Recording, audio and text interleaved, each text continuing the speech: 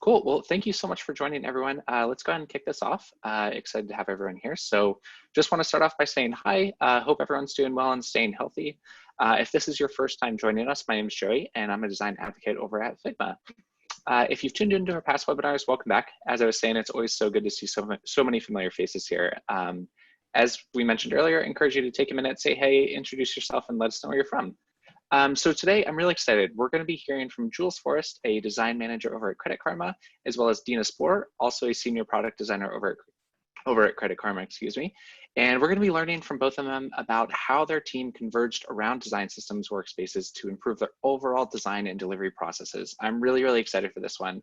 Just seeing Jules, or actually just seeing both of their slides earlier just has me so excited for what they're going to share today. So before we actually jump in, I just want to mention, feel free to use the chat or the Q&A throughout the time today just to ask questions. I'll be monitoring it, grabbing questions, and then we'll save time at the end for any of those questions to ask our panelists. Lastly, if you are sitting there and you do have a topic in mind, let us know. Feel free to tweet it either myself or Figma and let us know. We want to make these as useful to everyone as we can, and our goal is to do this once a week.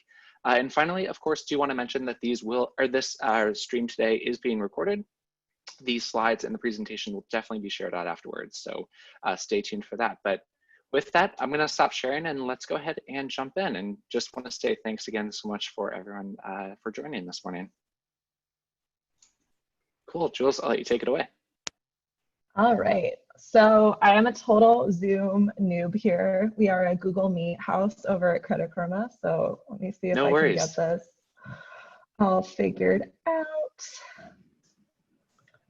Okay, can everyone see my screen? Sweet. Okay, cool. So I'm Jules. As Joey mentioned, I am a product design manager at Credit Karma. I run the design systems team. And I've been at Credit Karma for almost 3 years, which is pretty exciting. I've been working on design systems the whole time I've been there. 3 years working on design systems at one company, you see like tons of change. So I'm excited to share a little bit more with you all today about the changes we made along the way. So Credit Karma has 100 million members in the United States, Canada, and the UK.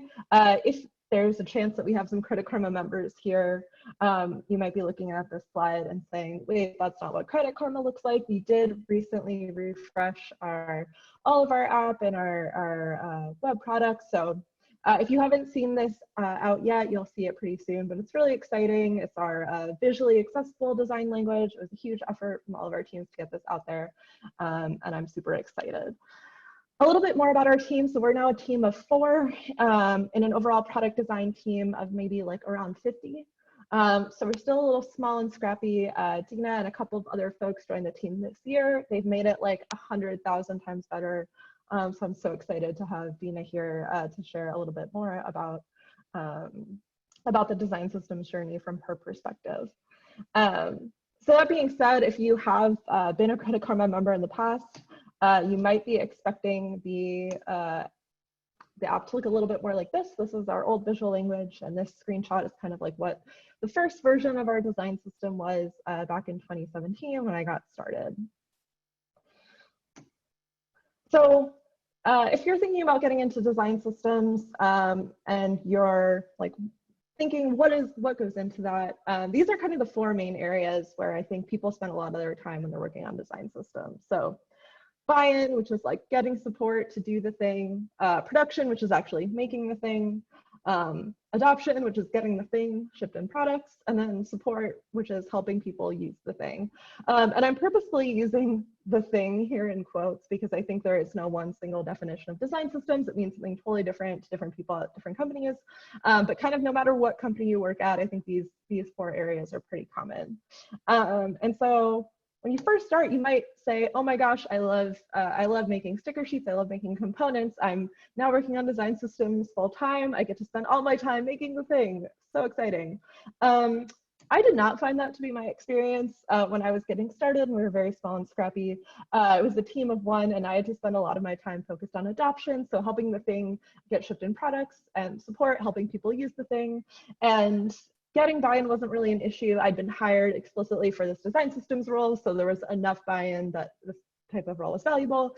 And as far as production goes, it was kind of almost a side thought at the beginning, which maybe sounds a little bit strange, but adoption for me really looked like writing documentation, making a lot of presentations and going around to teams and sharing them, finding pilot projects of teams who are willing to sort of jump into this new way of working with us. Writing a newsletter, holding office hours, monitoring our design system Slack channel to help people when they're running into issues. And of course, when you're getting started with design systems, there are endless issues for you to troubleshoot and solve. On the buy-in side, some of the activities look like doing desk research, like what are other teams doing? How are they staffing this effort? Doing surveys within your teams, like what's working about your internal team process and what's not. Making requests for headcount to your leadership to grow the team. But thinking about this, like this middle bucket of like making the thing, like design it, like, I don't know, just do the design, make the design happen. I knew there was more to it, but I was really so focused on all these other areas, I almost didn't even think about this part. And that's because we started off having this very emergent design system. So the design system aimed to only reflect existing patterns within the app. It was a single sketch file for people to link. It was quick to start the system. It was easy to add something new, and it had this very organic organization. So I was trying to be super, super scrappy as a team of one to try to get like this new way of working off the ground. But as I mentioned, we recently went through this big visual refresh. We were also migrating to Figma at the same time. And so it was this really unique opportunity that we had sort of in the course of our company history to change design tools and our entire design language at the same time.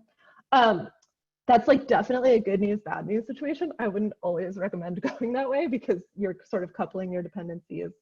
But it ended up working out for us in this lovely way because we got to be more intentional with our setup and take a look at like 2 years of design systems, say what's working, what's not, what can we do better. And so as I often do, I put out the call on Twitter. I wrote in September, a lot of design systems share public download links to their sketch library files. Are there any teams doing this for Figma? I'd love to poke around because I really love learning what other teams are up to so that we can kind of learn from their experiences. And so my friend Lauren, who was previously Expedia when she tweeted this tweet, now she's at Dropbox. She's amazing. You should all go follow her. She's at Lauren Lopret. She responded to this question of like, how are different libraries set up? And she was like, well, we have one file per component instead of a single kind of master sticker sheet file. And I kind of thought this was nuts at the time. Like, I don't know if I'm alone in that or other people sort of have already gotten on this train, but I was like, wait, that's so much work. It's so much overhead. You have a button file, a radio button file, et cetera, et cetera.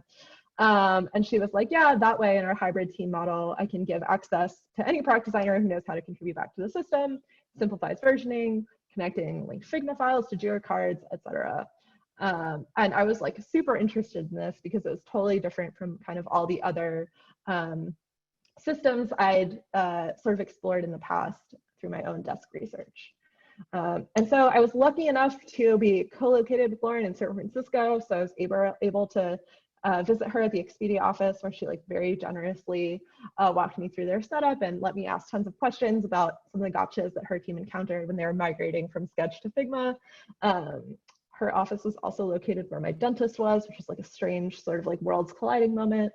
But she shared that their structure, they kind of had this components Figma project, and within that, again, each file was its own component type, and then within that, they had 4 primary pages. So they had an audit and use cases page, a taxonomy and explorations page, the component sort of like production components page, and then the documentation page. Lauren, if you're ever watching this, I'm sorry if I'm totally butchering this explanation, but it was super, super helpful to sit next to her and see kind of how she was poking through things. And after I thought about it, it started making more and more sense because I was also spending every day collaborating with our engineers on our like code components. And to me, there was like this very natural parallel between sort of the structure Lauren had at Expedia and how like our code library is structured. So I think you'd be pretty hard pressed to find a UI library, a production UI library at a at a large tech company where like every single component code is written in a single file, like that would be absolutely nuts. It would be impossible to test. It would be impossible to maintain, be super crazy. So I really like, whenever possible, leaning into some of the practices that engineering has already figured out as a discipline and seeing where we can borrow from those in design. And then it also caused me to reflect on our sort of emergent design system, in touch with the old visual language. And it was really great at first, but diving into this new way of working, I wanted to reflect on kind of where we've been. And looking at this file, I realized it was like quite reactive instead of proactive. Again, we were really just trying to reflect patterns that were already existing in the app. So there also wasn't a ton of vetting for quality. It was just kind of like, well, we have this everywhere and we need to get started with something. Let's go with this. But after a while, it was like, wait, these colors aren't accessible. There are these kind of other issues under the hood that there wasn't time to address at the beginning. And it was also like purely a sticker sheet. So progress work was either lost or deleted in this effort to like keep the sticker sheet clean. We wanted to be really low maintenance for people to add the library. So like having more than one seemed kind of insurmountable at the beginning. And there was no context on the why behind any of the design decisions that were here. I also want to call out here, this is one of my favorite quotes about systems, from a man named John Gall, who's written a lot about systems. And he says, a complex system that works is invariably found to have evolved from a simple system that works. The inverse proposition also appears to be true. A complex system designed from scratch never works and cannot be made to work. So feel free to interpret that like to your heart's content. For me, it just kind of is a good reminder that like it would have been really hard to start from where we are as opposed to like evolving organically from where we are. So take that for what it is. There is, I think, no one approach to design systems that'll be right for everybody. And evolving is always a good thing. If you wait until you have like the perfect system in mind and all the operations in place, you're probably going to be too late. So there's my disclaimer on that. Around this time, I also read an article from Brad Frost called The Workshop and the Storefront. And in this article, he talks about the different activities that go into like making something and then also selling it. And he uses this example of his wife, who's a jewelry designer. She has a workshop where she like makes all the designs, and it has almost nothing in common with the place where she sells the designs, which is through Instagram, on her website, also like at trade shows and other festivals. So he makes this comparison that like a lot of times with design systems tooling, we're trying to like smush too many things together, and really we need to be talking about the workshop as a separate thing from the storefront. And so this was really an influential article for me. And I started to think about how everything I'd been doing before was really in the spirit of like making a single storefront. Storefront being where the design team goes to browse the completed components and select the right one for their current problem.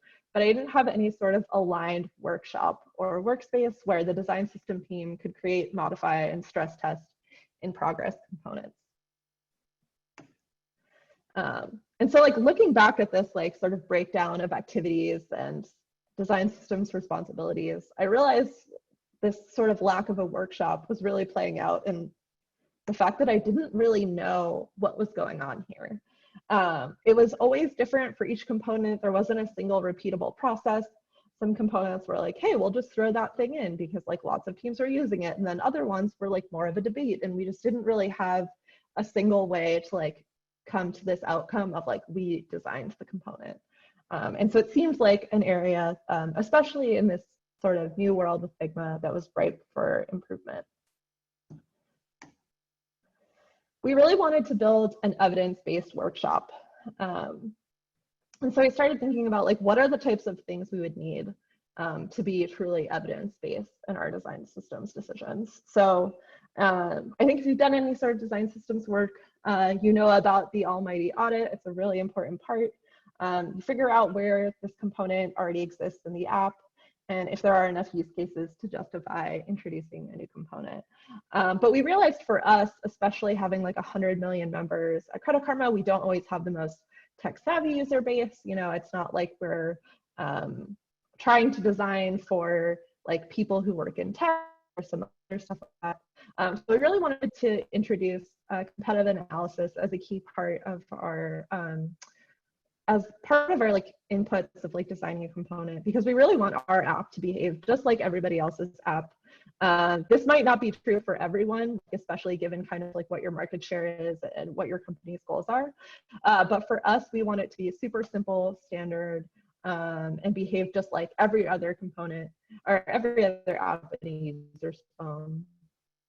We also wanted to platform guidelines strive to be cross-platform wherever possible. So we want to look at iOS and Android and kind of what they say about a component and see where we should align and where maybe we need to diverge to meet our use cases a little bit better. And then also usability studies, shout out to Dina on this one. She sort of pioneered our use of usability studies in the component design process, and doing industry research, finding industry research that's been done on this type of component before, and if we're using the component properly. So again, this kind of ties back into our goal of just like making a component behave as much as a user might expect it to as possible. And so we decided to sort of combine this evidence-based approach with the single file approach and make it our design systems workspace. And there are a couple of reasons for this. For me, the main one is trust. So we want our designers, engineers, and PMs to know that the design system decisions are not arbitrary or about our personal preferences as design systems designers, that we're really being thorough and doing our homework. It's also really helpful for transparency. So invariably, when you're doing design systems, you're gonna have to ask people to like take the work that they're doing and like do it a different way. And so having all of these different forms of evidence gathered together in a single file makes it really clear to people looking at the file why the change is necessary. And it becomes less about like, hey, designer A and vertical B, like you need to make this change. It's more like, hey, this is what we're all doing together. And this is why we need to come together and align on what this component is. It also helps us with efficiency. So I think there are some misconceptions that like design systems is all about endless exploration to find the best component ever, which just isn't practical. Like no matter how good you think a thing is, it will eventually become outdated in some way. So we really want to design the best component we can given what we know today. And the extra nice part about the single file approach is that like because we are doing all of this in one file, the context is preserved. So even in the last 6 months that we've been working this way, there have been times when we're in a meeting and we're like, well, I don't know why we decided to include that variant in this component. And then we click like view master, we're in the file and we see all the work and comments that have gone into making that decision. So it's really helped us remember kind of where we were at the moment in time that we made decision, and helps us be kind to ourselves that there is no way to get all the information we could possibly need to make the perfect decision. Perfect decision does not exist. So it really helps sort of streamline those questions that come up invariably in the future. So this is what our initial structure looked like. Again, it was inspired by Lauren over at Expedia and out of Dropbox. And so we have a components project in our Figma file, in our Figma team, and each component is a file, and the original structure was title, documentation, production, exploration, and audit. We actually do these bottoms up. The reason we do that is because if you think about who's going to be using this file, once we're done with the process, people are probably going to want to click on documentation first. You kind of only need to go further down the file, like the more context you need. So it's oriented towards using the file when the design work is done, as opposed to like as we're doing the design work. And so we tested this out for a little while. It was going pretty well, but of course, everything can be improved. So we've expanded it a little bit. We now have a couple of more pages called out based on how we saw people using the templates and the questions they were asking. And so this is our revised structure. The good news is that we're going to be done with like these boring slides really soon, and Dina's going to dive into the actual file, which I think is a lot more interesting. But we've already done a couple of revisions that have been really positive for the team. So again, just to give you another peek in, this is kind of our team taxonomy. So we are Karma product language. Shout out to Lyft. We basically ripped off your name verbatim, but it's been working really well for us. We we rebranded, which is a different talk for a different day, but I told that story at Config, which is pretty fun. So based on the Brad Frost article, we actually literally made the first project in our design systems team called the storefront.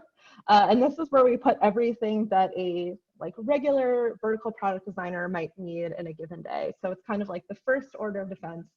If you need something from the design system, go in here. So this is where we have our sticker sheets, we have file templates, we have a couple of here's a brainstorming kit, the things that you might need on a day-to-day basis.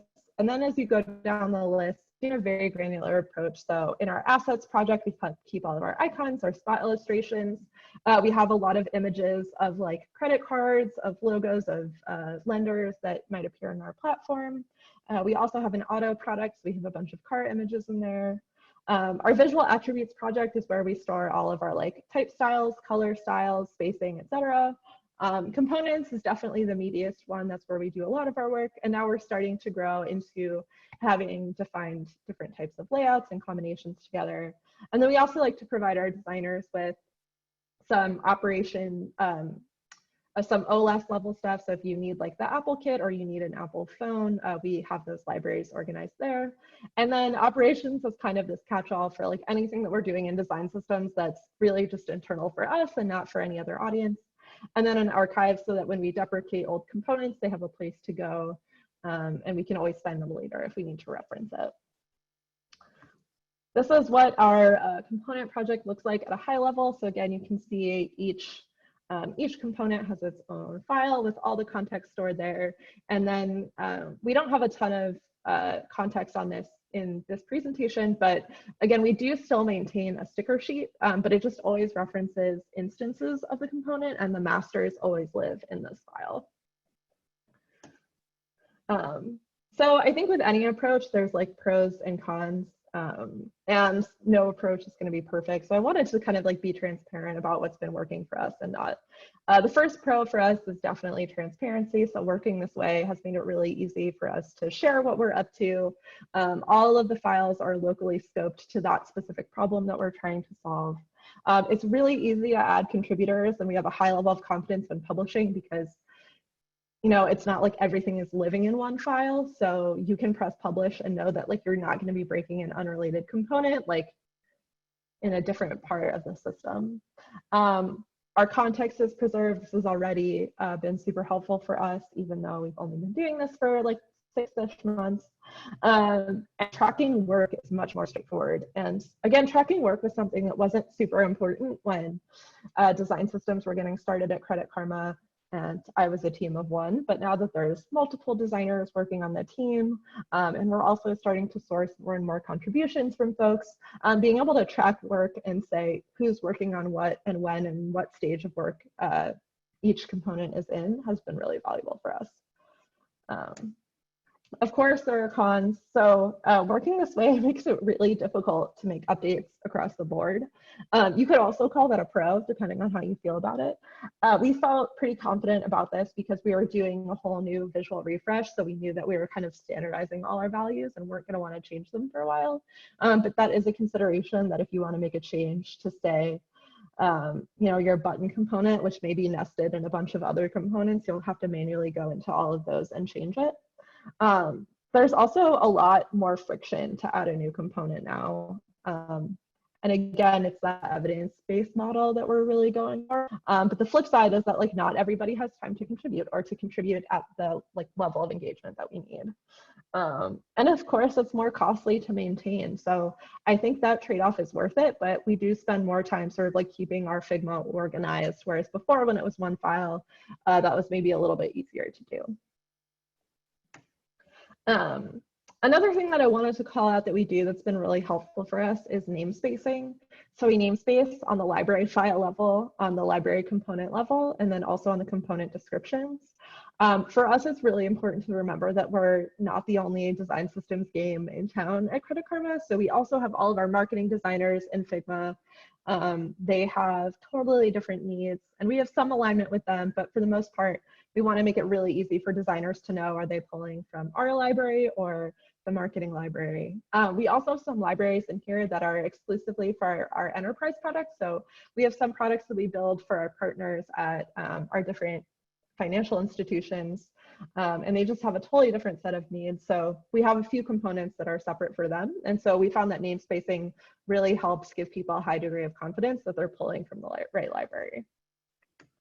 As I mentioned earlier, this way also makes it really easy for us to contribute. So getting someone started as easy as duplicating the component template file, renaming it, we give the contributor edit access. Again, that really helps us feel confident that we're not going to be accidentally breaking things, because people who aren't on the design systems team can only touch that one file that they're working on, which really helps give them the peace of mind that they're not going to be like, oh wait, I don't know about design systems. Am I going to be breaking this for somebody else? I don't want to like mess up anyone else's work. So this kind of gives them a safe place to like do all the work and not feel like they're like going to be making any major changes that could mess something up down the line. And then we also copy the file link and add it to our Airtable so that we can track who's working on what.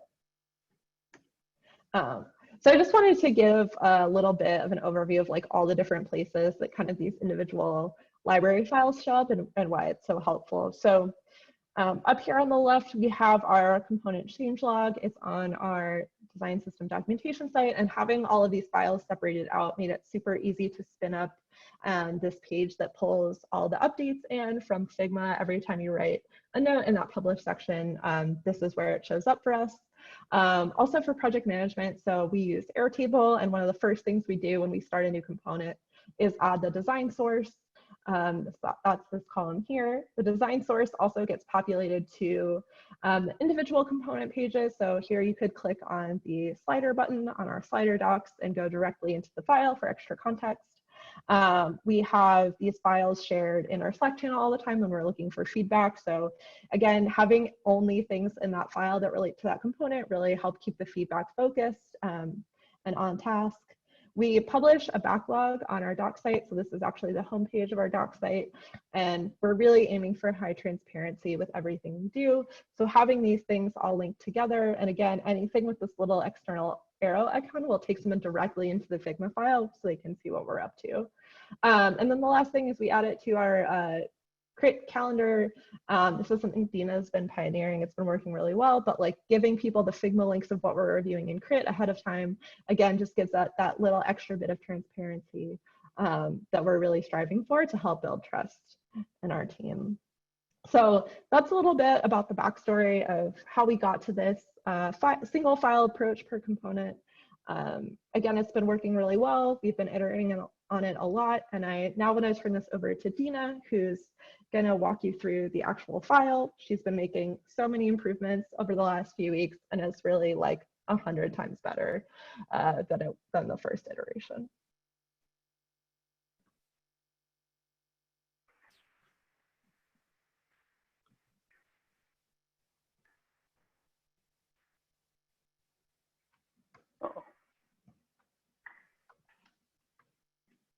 Hi, everybody. I'm going to talk to you a little bit today about the component to template file that we've been working on to help the designers contribute.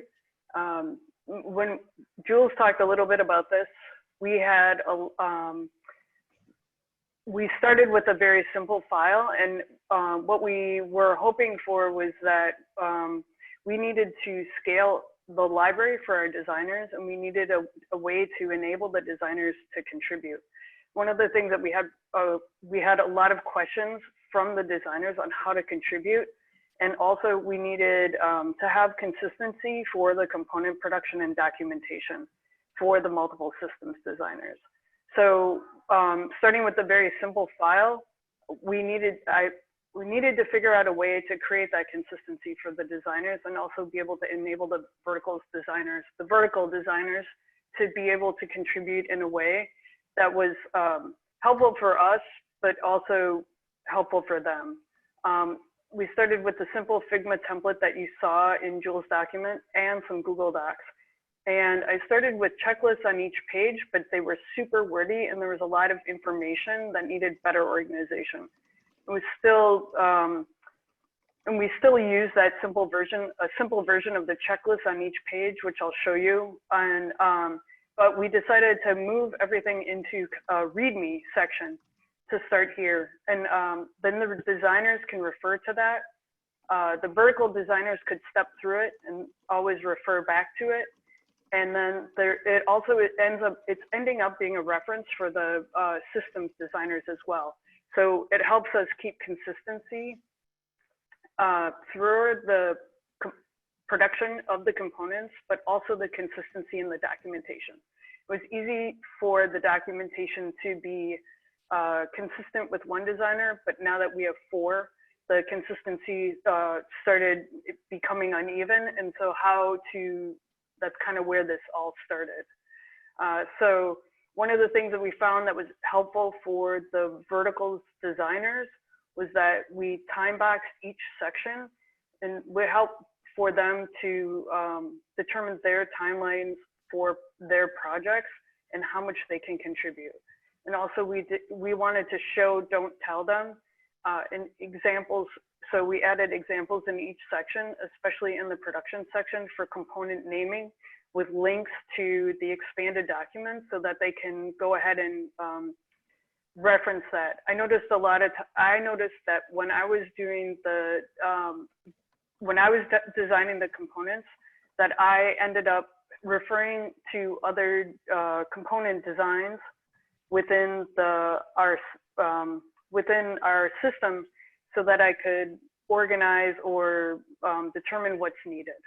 So this is also a work in progress. It's evolving. We're getting feedback from the content writers, the verticals designers, and also internal feedback from the systems designers.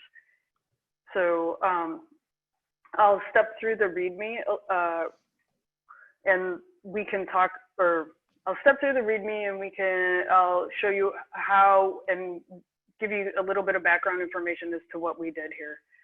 So if you see on the screen, I also noted that the organization of how we are setting up the file. So there's a start here is at the bottom and it's starred. I'm finding that some of the emojis, and you can use Emojipedia to find this. The emojis are helpful for giving a visual reference for the designers, especially when it comes to the start here section. We found that people who are not familiar with Figma, such as content writers who are using this document, don't necessarily know that we use a top to bottom structure. So start. Just some basics on how to start the component design file. We've gotten some feedback that maybe we want to add some, okay, potato microphone.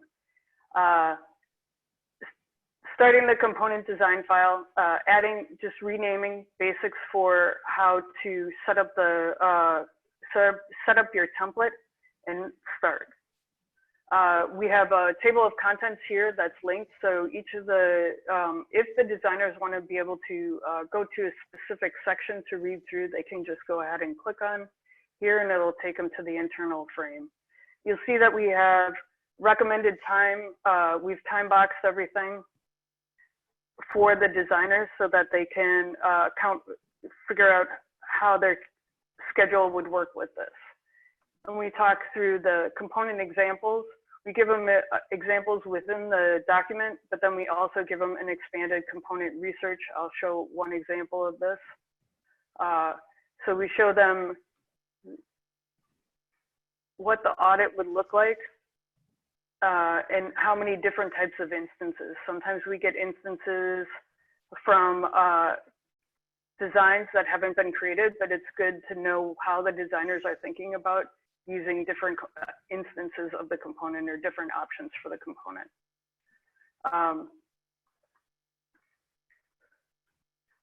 We show the competitive analysis. So we use analogous, we use our fintech competitors, and then we also use, we also look for components that are helpful for the designers within other apps that are similar to the, similar to the component that they're looking for.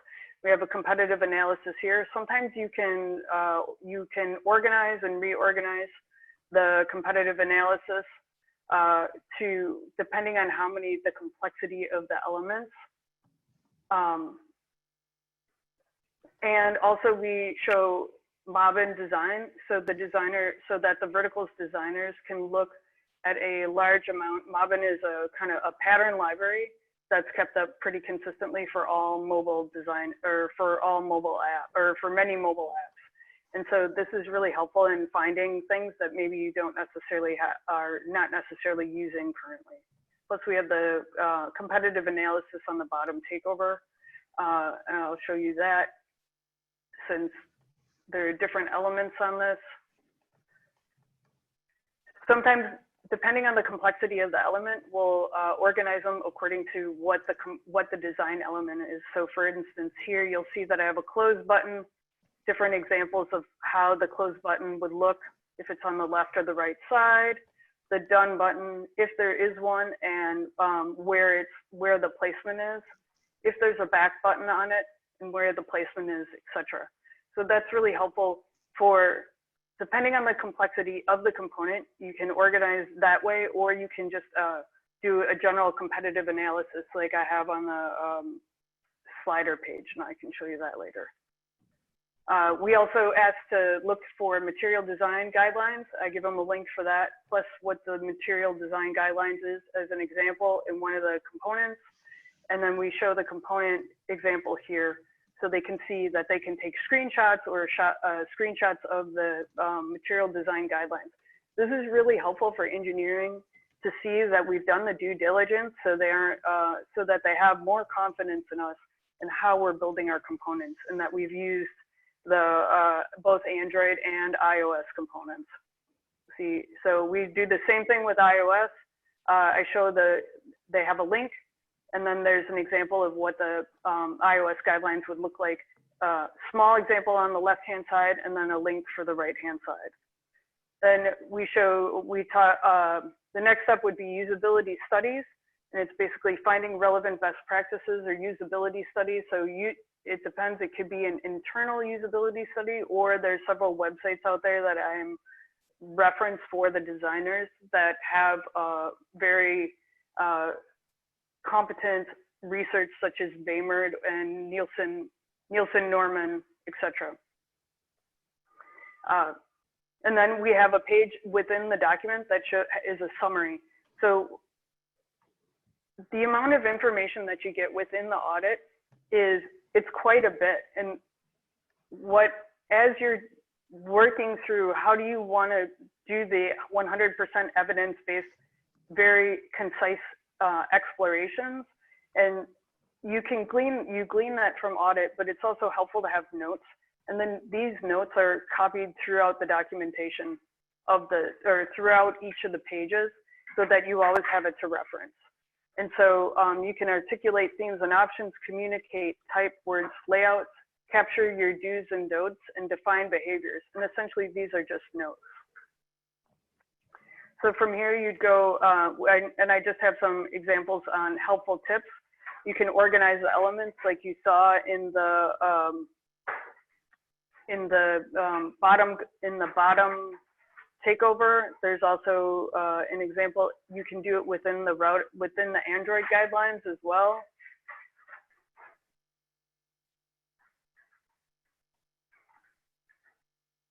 So organized anatomy, text buttons, lists, cards, and stuff, depending on the different types of elements within your component. Depends on the complexity.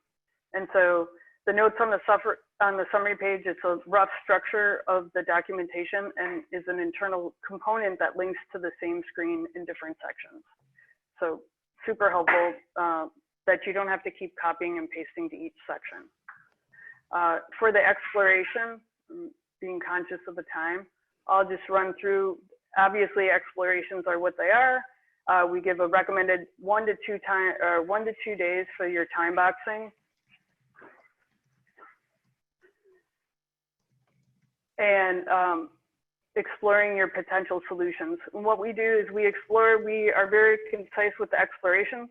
based on the audit that we did and the use cases that we need. We're trying not to use every single use case out there, but just the use cases that we will need or have a need for at the time.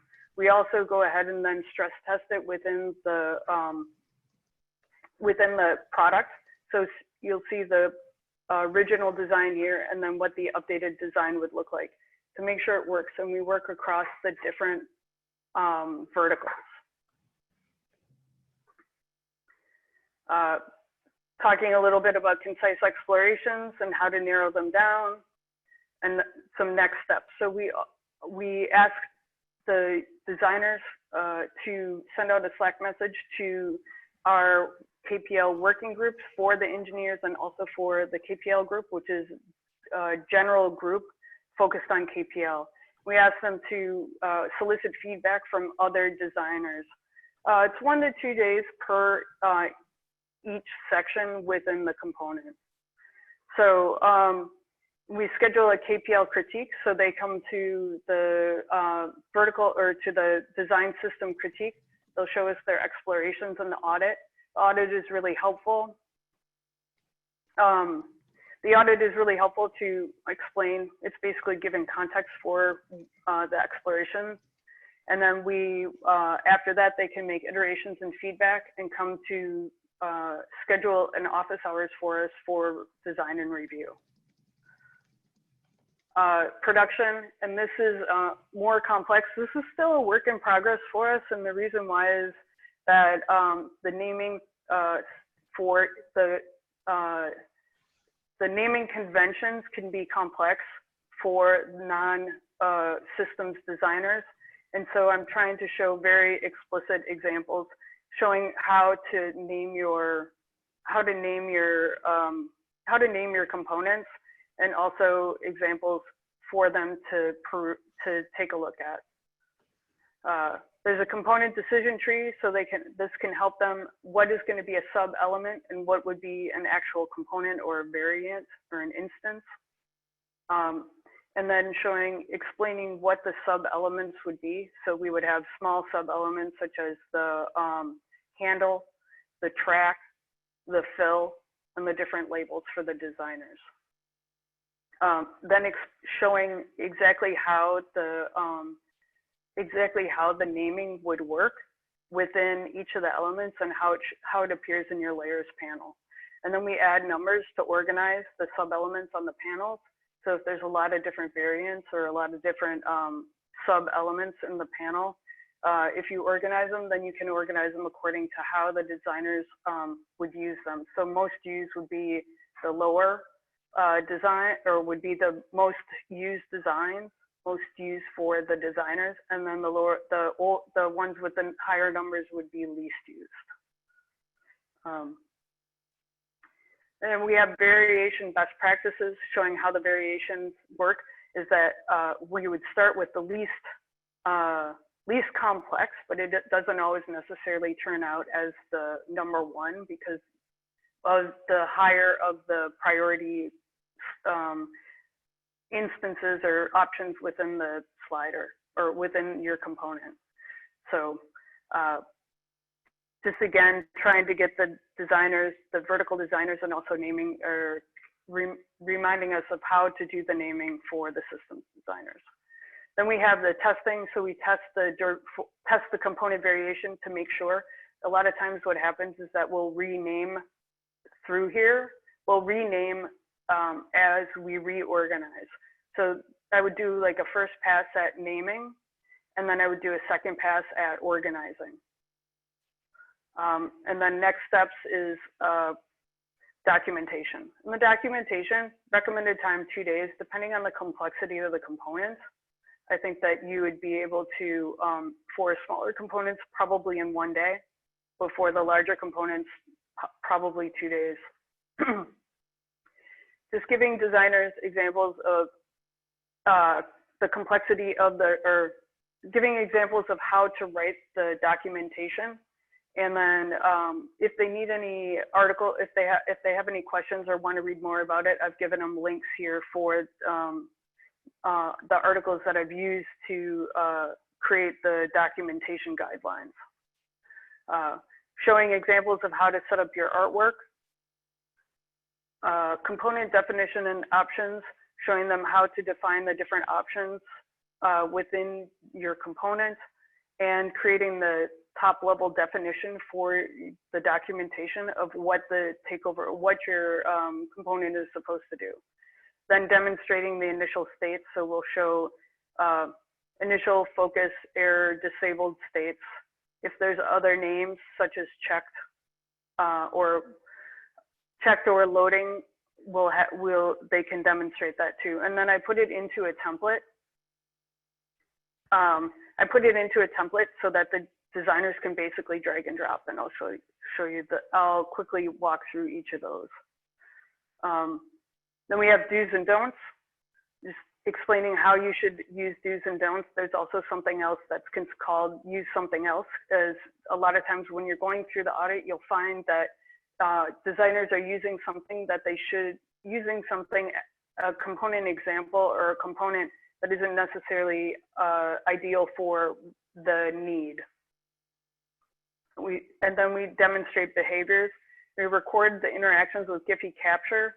We use Figma prototype. If you can create the interactions with that, then you go ahead and then record them with Giphy capture. We have some editorial, and this is an evolving thing because we don't have content guidelines within the site, but we want to start developing those for consistency. And then we show that we also have an example within the documentation on how to use the Figma components. So we need artwork for this. And then resources, it's like extra things that you might need or want. So as an example, let's see, we'll show the documentation. So we have a checklist here for the designers to make sure that they complete each of these sections for documentation. And then we'll show, this is a summary. So this information, anything that you put within the research, this appears on this page as it's a internal component specific to the document. And we have documentation artwork. Basically, you can drag and drop here for each of the components to enable and then export these. Same with the individual components and interactive states, do's and don'ts, and use something else. And then starting component prototypes, examples of what the editorial guidelines would look like. And then the lockups for the components and showing an example of states and themes. And then the resources. So these resources are basically research insights, information callouts, and reference URLs. So, and that's how we've set up most of the pages. So I think that's most of it, everything. Jules, Dina, that was so awesome, and that was so much information. Thank you for sharing all of that. And just to mention again, so many slides, so much information. We'll definitely be sharing out the recording after with everyone. So yeah, thanks for just taking the time to express all of that with us. So I definitely have a couple of questions that I want to get into, and I know there were a lot of questions asked. We'll try to get to those after as well. If we can't do it during the stream right now, we'll try to send those out after. But maybe first and foremost, if you don't mind just saying one more time, a lot of folks were curious about how large the design team is, how large the design systems team is, and then finally, how many overall products are you supporting? Yeah, so that's a great question. Our design team is now around 50 people. The design systems team is 4, so we're still quite small compared to the rest of the design team. Credit Karma as a whole is 1,500 people. We have over 100 million members across the United States, Canada, and the UK. And we have, I think, over 11 different product lines, which maybe if you don't use Credit Karma or you haven't in a while, you're like, wait, I thought they only do credit scores. We do a lot more than that. So it's really just a ton of different use cases. We're also set up to be a very autonomous company. So I saw some questions about like, wait, isn't what's going on with trust? Like, don't people trust them? And I think it's the kind of thing where everyone means really well, but everyone is also just so focused on their specific area of the company. And that's where we can really help build trust by showing we're doing our research, like, hey, if you're on the auto team and you're on the credit team, like, you don't even have to think about this. Look, we're doing it for you. And it also really helps with this new cross-platform effort. So the reason we make such an explicit point to look at the iOS guidelines and the material guidelines is, again, to build that trust with some people who maybe have had negative experiences in the past where a designer hasn't like checked the guideline, or they haven't like done their due diligence. And we just really want to cover our bases and make sure that everyone has complete trust that we are doing things to the very highest quality that we possibly can. I am just mind blown that there are 4 of you, and this is the output of that. That's incredible. That is so much work and documentation, and it's like, it really speaks volumes to how your team works. That's awesome. And the other thing that I'll say is, like, depending on the complexity of the component, not every single thing that Dina walked through will be relevant for every component. So we still have some super small helper components that it's like, hey, this is really basic. We don't need to think too much about this, and you can kind of breeze through it. But the template is really there so that, like, if you have a question, the first place you can go to get your question answered is the template itself. And that really helps us scale our contribution model. And even just the act of writing all this stuff down and trying to gather it in a single template has revealed so much within our team internally of like, oh wait, I thought that was the process, or I thought we like made components this way. And when you're scaling from a 1-person team to a 4-person team, you really have to be careful that like you're all thinking about making components in the same way. Because if you're making components in different ways, like all of your users, the users of the system are going to notice, and it's going to affect the perceived quality of the system if like component A, which is similar to component B, is architected in a completely different way. So there were actually a lot of questions around the topic of versioning. And I noticed you had a couple of places where you mentioned like an archive page where you kind of put those components in or put those designs in. And I'm curious like how you approach versioning in Figma, if that's kind of a core part of the process. And yeah, if you have any advice out there for others, I'd be really curious to know. Yeah, so I think we use we don't use Figma's formal like save version history too much, but we do use the publish feature a lot. And every time we publish, we try to write a really good summary of the changes, again, because once you get widespread adoption, you can't make changes willy-nilly. Like that's gonna really upset people, their files might break, it'll cause unexpected behavior. You never wanna be the cause of someone about to go into a presentation with the CEO and they updated their components and they didn't know what was gonna happen and now their like presentation is gone. So like when you're at a big company, you just really have to be like really err on the side of over communication and building trust because you just can't take it for granted.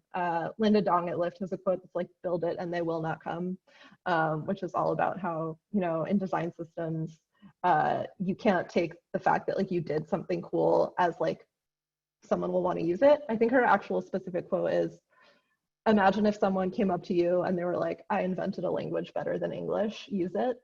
And I feel like that just captures like the whole thing. Like people will use imperfect stuff if it's what they're used to. So you really have to go above and beyond the extra mile to get them to like feel comfortable with what you're asking them to do. But to that end, we use the publish feature in Figma before we publish a component to summarize all the changes. And then that populates to our component changelog page on our doc site. That changelog also lives on each individual documentation page in our documentation website, which is again outside of Figma. And then we also include all those updates in our newsletter. So if you look at our newsletter, we'll have like a changelog section. We'll say like, hey, the behavior here, the behavior there. But as far as like the tactical thing of like, oh my God, we made a component and we really need to improve it. We'll often make a separate version of the component. We'll rename the old components like deprecated, and we'll publish a message that's like, by the way, like this component will be deprecated in X number of whatever the time frame is, X number of weeks. We get the new components ready, and then we have like probably a week or two where like both the old components that have deprecated in the title and the new components that don't like kind of live together. And then we'll either add the dot in front of the deprecated ones, they unpublish, or sometimes we'll start a new file depending on the situation. I love that a lot. That sounds really, really smart. So another theme that was coming in a lot of through a lot of the questions was really just around like the team and how you all work. So the first theme was around, you know, going from 1 to 4 isn't a large change, but it actually sort of is. You know, that's adding a lot more people to the team that was originally just 1. So I'm curious if you don't mind speaking a little bit more about perhaps like what were the biggest challenges of doing that, and yeah, maybe we can start there. Yeah, I think the biggest challenge for me was that, like, as the only person working on this, I had very few dependencies of like, if I wanted to change the naming convention or if I wanted to like make this improvement, I could kind of just go and do it. And that's really kind of the beauty that you have in the early days where you don't have a ton of adoption. You can be quick and nimble, just like any other product that's external.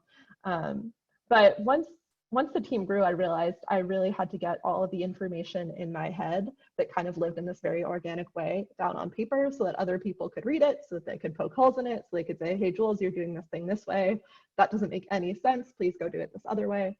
And so I think it was a lot about just like doing all of the activities together. So we spend a lot of time doing office hours together. Before the new teammates who joined started doing office hours alone. We have like a daily stand-up where we talk about stuff, but really it's just like a lot of writing things down, and writing things down makes things real, and it helps you see kind of where you've made assumptions that need to be rectified, and other improvements. So maybe on that note, and perhaps a good place to end for today, I'm curious, like for a small team, or you know, when you were thinking about, all right, I got to get this out of my head, like, do you have any recommendations on maybe the first place to start with documentation, or what you felt was most impactful at the time?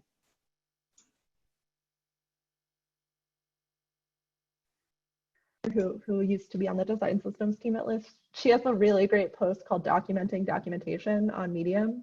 And it's just like a lot of really good tips of like write really short sentences, or write everything in bullet form, like use really short sentences, like even check yourself using certain tools like Hemingway to make sure that you're being as concise as possible. Because like Dina can tell you, but like there's just so much to learn when you're joining the design systems team, because there's like 11 verticals and they all have their quirks, and kind of like the autos team at Credit Karma competes with auto companies, and like the credit team competes with credit companies. Like we don't even have the same competition across the product. And so just like writing things down simply and succinctly so that other people can read it was like a constant exercise of write it. Wait, is this confusing? Let me take another pass. Let me like rephrase this so that it's simpler.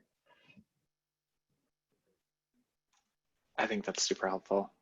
Well, just speaking personally, it seems like from the chat as well, like just having an insight into kind of the Credit Karma design system is so helpful. And I think there's so many ways to approach design systems. And I just really appreciate both of you kind of sharing the ins and outs of everything that you did today. So I think we'll wrap up here. I just want to thank you both again for coming on. That was really awesome. And just again, for everyone in the chat, we will share out everything we can afterwards.